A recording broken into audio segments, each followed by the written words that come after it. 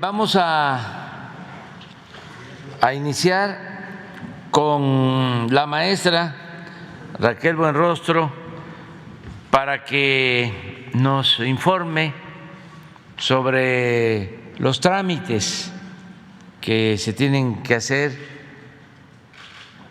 y poder contribuir. Se nos hizo una pregunta ayer y se ha estado insistiendo en que hay muchos obstáculos y que es importante simplificar para que el contribuyente pueda cumplir con su responsabilidad. Entonces, tú ya conoces el tema y sería cosa que lo explicaras, por favor. Con permiso, presidente. Buenos días. Con relación a la pregunta sobre la constancia de situación fiscal, lo primero que hay que decir es que el SAT nunca pidió la constancia de situación fiscal. No es un requisito del SAT. ¿Cómo da origen toda esta necesidad de la constancia de situación fiscal? Lo que sí es que históricamente, cada que se emite una factura, lo único que se verificaba por sistemas era el RFC en el SAT. Y a partir de este año se puso una modificación en la miscelánea fiscal donde se decía que además del RFC, la siguiente por favor, íbamos a verificar el nombre y la razón social y el código postal. Y ese requisito de verificación del nombre y razón social o código fiscal iba a entrar, dimos un periodo de transición, iba a entrar a partir del 1 de julio. ¿Qué sucedió? Que la mayoría de las personas que tienen sueldos y salarios no conocen el código fiscal que tienen registrado en el SAT. Entonces, como no conocen, el código postal. Como no conocen el código postal, pues fueron los propios gerentes de recursos humanos de las empresas que mandaron a los trabajadores a conseguir el dato del SAT. Y en el SAT, el documento que contiene esa información, pero además tiene otra más, es la constancia de situación fiscal. ¿Qué es lo que pasa? Pues siempre se deja el trámite hasta el último. La fecha límite era el 1 de julio y en mayo empezaron a llegar las solicitudes de constancia, ¿no? Lo dejaron hasta el final y luego lo que empezaron a hacer fueron muchos patrones a condicionar o a presionar a los trabajadores para condicionarles el pago. Entonces, ahí lo primero que hay que decir es, primero, el SAT no pidió la constancia de situación fiscal. La factura o el timbrado de nómina lo único que tiene que contener es el código postal y el nombre correcto del trabajador. Y si tienen el nombre correcto y el código postal, el patrón no les tiene por qué hacer exigible la constancia de situación fiscal. Primero para timbrar la nómina, lo que se dice para emitir la nómina. La otra, una cosa es la materia fiscal y otra cosa es la materia laboral. Ningún empleador puede condicionar el pago de un trabajo ya devengado por un trámite administrativo de ningún tipo. Entonces, la siguiente, por favor. Nosotros hemos hecho difusión, desafortunadamente no tenemos, pues como ya no pagamos publicidad, no tenemos los alcances, pero sí hemos hecho difusión incluso de dónde denunciar si un empleador les condiciona el pago, porque eso no se puede hacer. Después, nada más es importante mencionar que cuando nosotros vimos que se empezaron a hacer las filas, porque lo dejaron hasta el final, desde el 8 de junio nosotros publicamos una facilidad administrativa donde dijimos que eso no lo íbamos a exigir y lo dejamos hasta el 1 de enero del 23.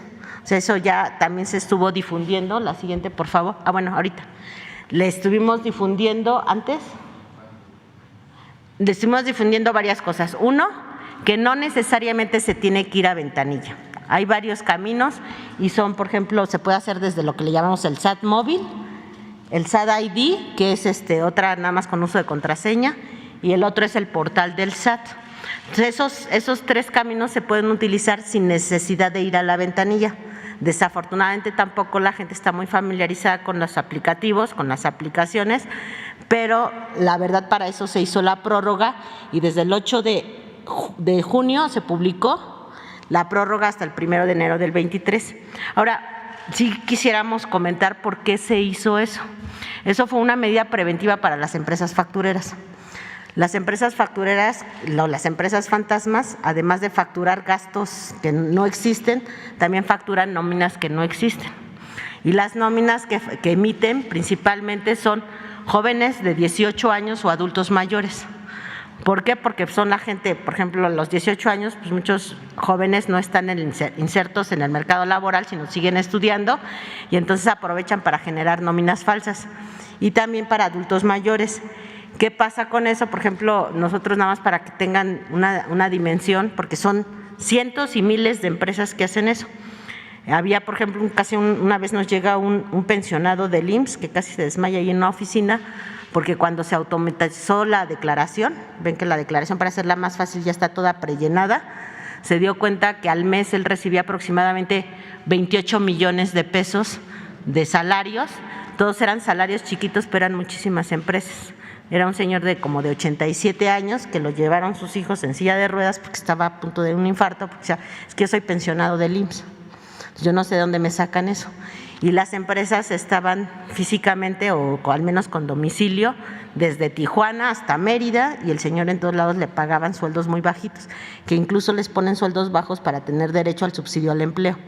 Entonces, por eso pedimos el código postal, porque era un dato que solo lo tiene el contribuyente o el trabajador, no lo tienen las empresas. Las empresas a veces sacan el RFC de la CURP. A partir de la CURP hacen sus intentos y como hay un validador de RFCs, pues ahí completan los datos y inventan los RFCs, ¿no? Entonces, esa fue la razón. Y también la razón de denominación social, porque luego tomaban RFCs donde las iniciales, por ejemplo, son muchas veces, por ejemplo, iniciales de entes públicos. Entonces, por ejemplo, hay muchísimas facturas, sobre todo hemos encontrado cuando se compran carros deportivos, que se usan mucho para lavar dinero, carros deportivos en efectivo, usan mucho un RFC, por ejemplo, que tiene las mismas iniciales del INDEP. Entonces ponen como si la factura fuera el INDEP. Cuando vienen las solicitudes por transparencia que ustedes mismos vienen, pues así como que no cuadran las cosas porque el RFC es de una persona y el nombre o razón social es de otra. Entonces, para evitar todo este tipo de defraudaciones, fue que metimos estos dos campos. Ahora, lo que nosotros estamos haciendo, dadas las filas que hay, porque la mayoría de la gente no tiene una cultura todavía que está en proceso de ir a las aplicaciones en sistema, pues nosotros lo que dejamos fue todo esto para el 1 de enero del 2023 y lo vamos a valorar. Si realmente tiene un impacto importante en la contención de la creación de empresas factureras o empresas fantasmas, pues lo que podemos hacer es dar una prórroga si todavía no están todos los contribuyentes, ya conocen su código postal, y si no, también valorarlo y quitarlo. Pero el tema es que dos cosas. Uno, no se pidió nunca la constancia de situación fiscal. Ahorita no es obligatorio porque se hizo la prórroga desde hace más de un mes hasta el 1 de enero del 23, y la otra, nadie se le puede condicionar para nada sus trabajos. Y les damos ahí les dejamos la presentación. Aquí están los otros lugares donde se puede sacar la constancia sin necesitar de ir a la ventanilla. En caso de que les vendan la constancia, porque nadie se las puede vender, aquí está el correo de denuncias y quejas en el SAT para atenderlos. Y también les damos aquí en la presentación una serie de teléfonos por si a alguien le condicionan su pago como trabajadores, porque no se puede condicionar a nadie un trabajo ya devengado. Pues eso sería cuanto, presidente. Muchas gracias. Sobre el tema, a ver, una vez contesta. Sí. Ajá. Buenos días, Eduardo Esquivel Ancona, SDP Noticias. Buenos días, señor presidente, buenos días, funcionaria. Yo le quisiera preguntar en qué estado está el cobro de los impuestos al grupo Alsea. Hay un litigio y se está corriendo, ha salido en las noticias.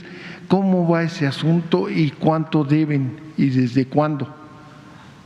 Bueno, yo voy a dar información que ya es pública, porque ya salió en todos los periódicos. Es un crédito que se terminó alrededor de poco más de 3,000 millones de pesos y al sea como cualquier otro contribuyente, tiene su derecho a interponer medios de defensa en caso de que no considere que la autoridad no hizo correctamente la determinación del crédito. Él se fue a tribunales a decir que no estaba de acuerdo con la determinación del crédito y ahorita se está litigando. Muchas veces cuando se inicia un proceso en el tribunal ordena una suspensión temporal del cobro en tanto se determina o toma la resolución el tribunal. Entonces, mientras decide el tribunal, nosotros estamos en una suspensión de acción y él está pues ejerciendo el derecho que tiene a interponer sus medios de defensa. Cuando empezó el gobierno de la Cuarta Transformación, había una lista de deudores prioritarios de grandes empresas.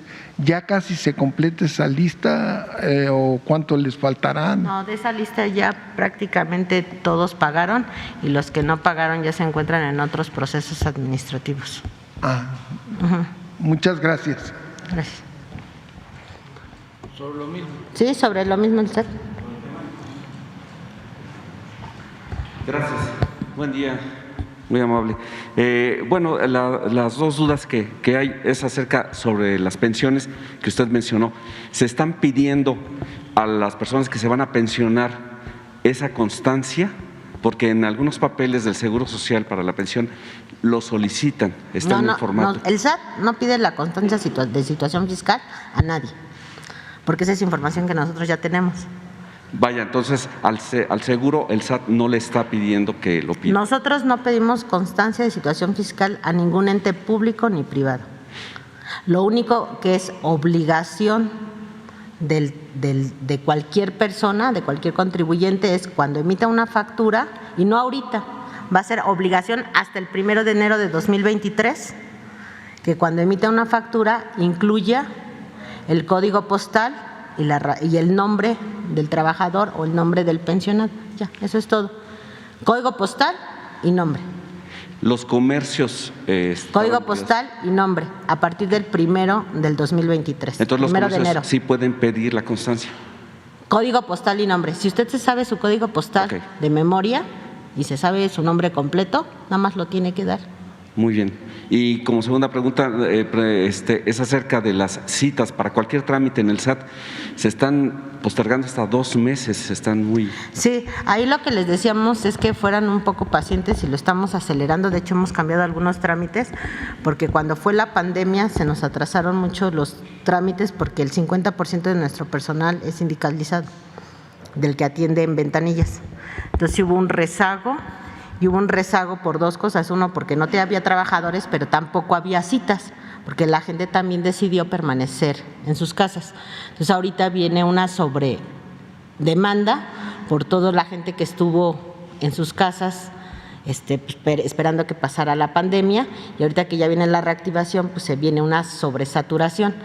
Hay un trámite que incluso ya modificamos, tiene creo que como un mes, que antes se pedaba la inscripción al RFC y la firma electrónica al mismo tiempo.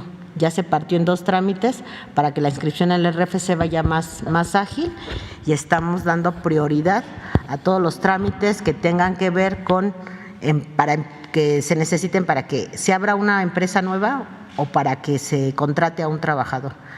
Pero pues es el rezago natural también de la pandemia. Pero estamos partiendo los trámites para hacerlos más ágiles.